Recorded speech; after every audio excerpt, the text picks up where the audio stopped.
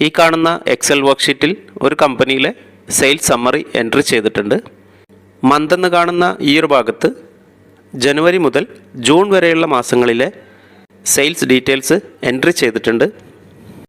ഈ ഒരു ഡാറ്റയിൽ ഒരു പർട്ടിക്കുലർ മാസത്തെ സെയിൽ വാല്യൂ എടുക്കുന്നതിന് വേണ്ടി, ഉദാഹരണത്തിന് ഏപ്രിൽ എന്ന മാസത്തെ സെയിൽ വാല്യൂ എടുക്കുന്നതിന് വേണ്ടി ഫിൽറ്റർ അപ്ലൈ ചെയ്ത് ഏപ്രിൽ എന്നുള്ളത് സെലക്ട് ചെയ്ത് ഈ ഒരു ഡാറ്റ കോപ്പി ചെയ്ത ശേഷം പുതിയൊരു വർക്ക്ഷീറ്റിലേക്ക് പേസ്റ്റ് ചെയ്യുകയാണ് ചെയ്യുന്നത്.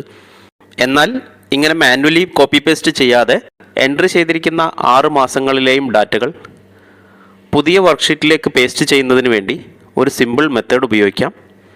ഡാറ്റ എൻട്രി ചെയ്തിരിക്കുന്ന ഈ ഒരു സെല്ലിൽ മൗസ് സെലക്ട് ചെയ്ത ശേഷം ഇൻസേർട്ട് എന്നുള്ള ഈ ഒരു ഭാഗം സെലക്ട് ചെയ്തു. പിവറ്റ് ടേബിൾ എന്ന് കാണുന്ന ഈ ഒരു ഭാഗം സെലക്ട് ചെയ്ത് താഴെ ഓപ്പണായി വന്ന ഫ്രം ടേബിൾ/റേഞ്ച് എന്നുള്ളത് സെലക്ട് ചെയ്തു.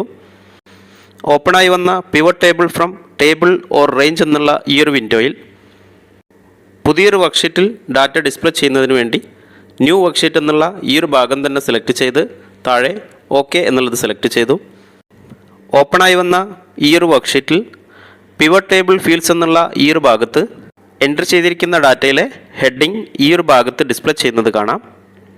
നെയിം എന്ന് കാണുന്ന ഈ ഒരു ഹെഡിങ് ഡ്രാഗ് ചെയ്ത് റോസ് എന്ന് കാണുന്ന ഈ ഒരു ഭാഗത്തേക്ക് ഞാൻ ഡ്രോപ്പ് ചെയ്തു.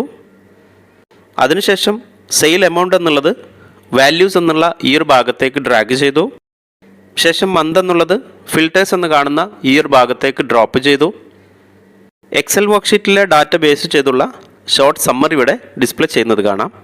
അതിനുശേഷം പിവറ്റ് ടേബിൾ അനലൈസ് എന്ന ഈ ഒരു വിൻഡോയിലെ ഓപ്ഷൻസ് എന്ന് കാണുന്ന ഈ ഒരു ഭാഗം സെലക്ട് ചെയ്ത് ഷോ റിപ്പോർട്ട് ഫിൽറ്റർ പേജസ് എന്നുള്ളത് സെലക്ട് ചെയ്തു. ഓപ്പണായി വന്ന ഈ ഒരു നോട്ടിഫിക്കേഷൻ വിൻഡോയിൽ ഓക്കെ എന്നുള്ളത് സെലക്ട് ചെയ്തു. ഇപ്പോൾ നിങ്ങൾക്ക് കാണാം താഴ്ഭാഗത്തായി ജനുവരി മുതൽ ജൂൺ വരെയുള്ള 6 മാസങ്ങളിലെ സെയിൽസ് സമ്മറി ഡിസ്പ്ലേ ചെയ്യുന്നത് കാണാം.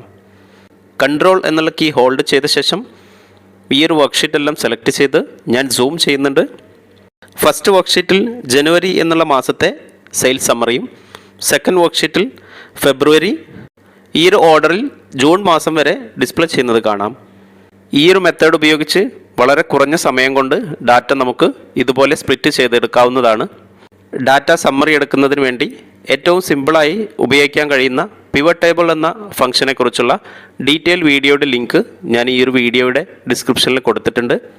എക്സലിനെ കുറിച്ചുള്ള മലയാളം ട്യൂട്ടോറിയൽ വീഡിയോകൾക്ക് വേണ്ടി ഈ ചാനൽ സബ്സ്ക്രൈബ് ചെയ്യൂ.